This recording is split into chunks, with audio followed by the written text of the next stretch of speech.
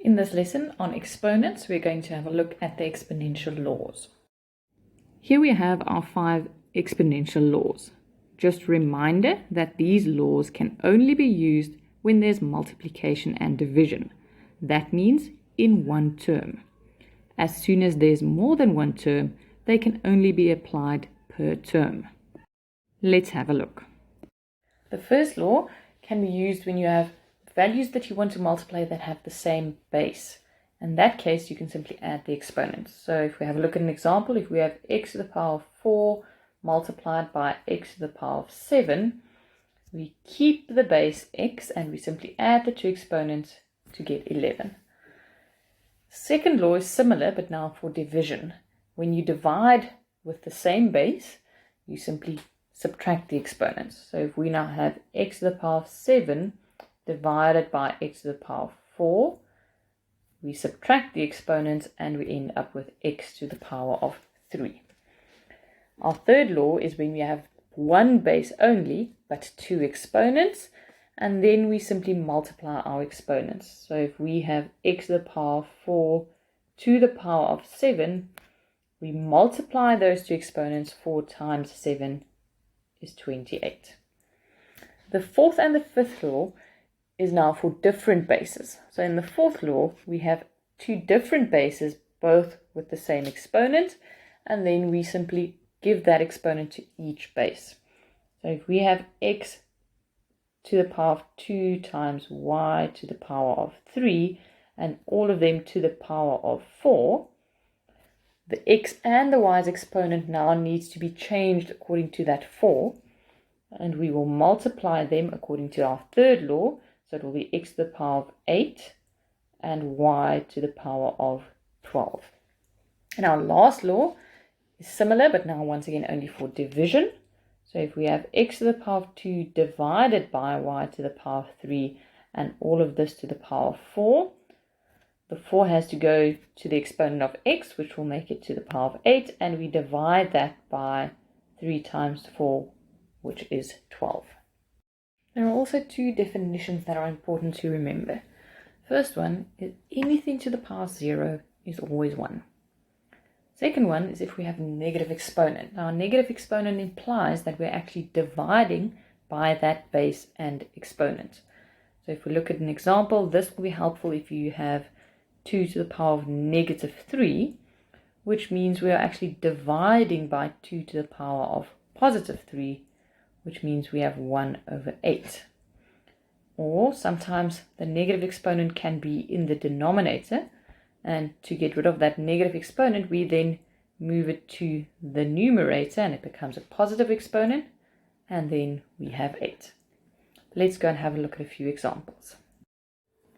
In our first example, we are asked to simplify, and if we compare question A and B, we will see that in A, we have to multiply, and in B, we need to add.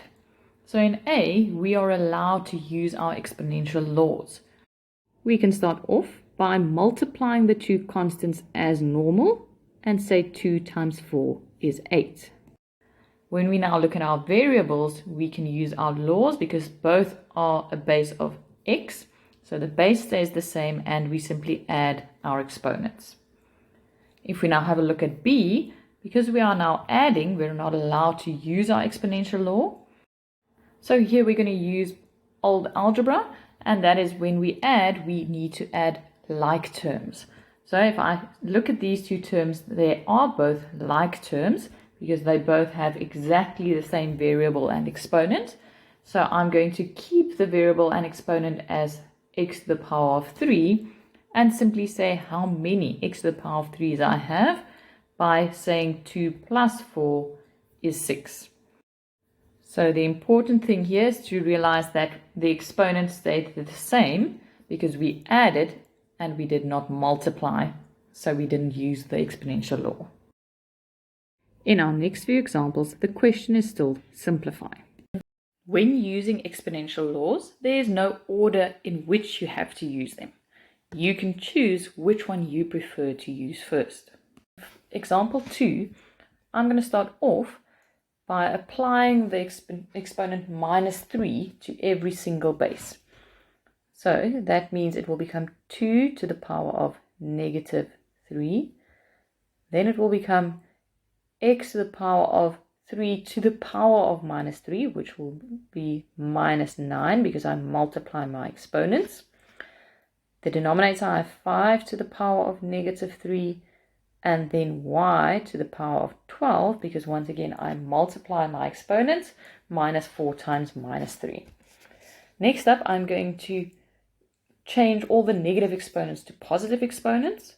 The only one that's already positive is my y to the power of 12, so that stays where it is. The 2 to the power of negative 3 moves to the denominator to become positive 3, and the same goes for x to the power of negative 9 moving to the denominator. 5 to the power of negative 3 moves to the numerator.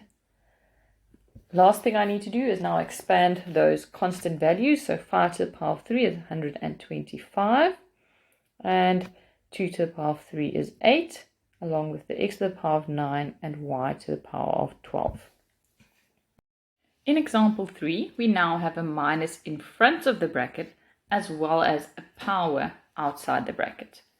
In a case like this, you always do the power first. So the minus in front stays there, and each base should now be raised to the power of 5.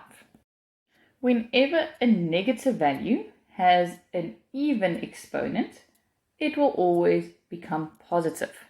And when a negative value has an odd or an uneven exponent, it will be negative again. This means that in example 3, minus 2 to the power of 5 will now be minus 32. For x's exponent, we now have minus 2 times 5, and that is minus 10.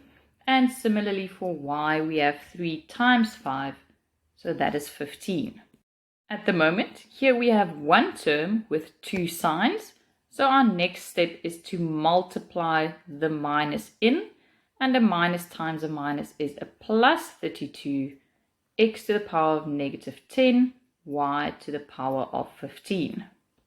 Sometimes you are asked to give your answers with positive exponents.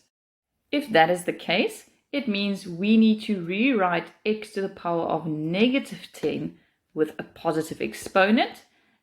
So that means that the base along with its exponent moves to the denominator. In example 4, I'm going to start off by simplifying the brackets. So in my numerator, the 2 should be multiplied by the final bracket value, and the bracket is to the power of 3, so that will be x to the power of 15 times y to the power of 6. This should then still be multiplied by x squared times y to the power of 0, and anything to the power of 0 is 1, which is not necessary to write down here. In the denominator, the exponent of minus 2 should now be applied to both base values of 2 and y to the power of 3, and that means we will have 2 to the power of negative 2 times y to the power of negative 6. Next, I'm going to rewrite the base values with negative exponents as positive exponents, which means they will be written in the numerator. And now I can use my exponential laws on the same basis. So I will start by saying 2 to the power of 1 times 2 to the power of 2 means I have 2 to the power of 3 because I add my exponents.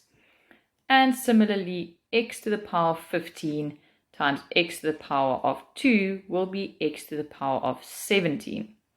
Lastly, y to the power of 6 times y to the power of 6 will be y to the power of 12.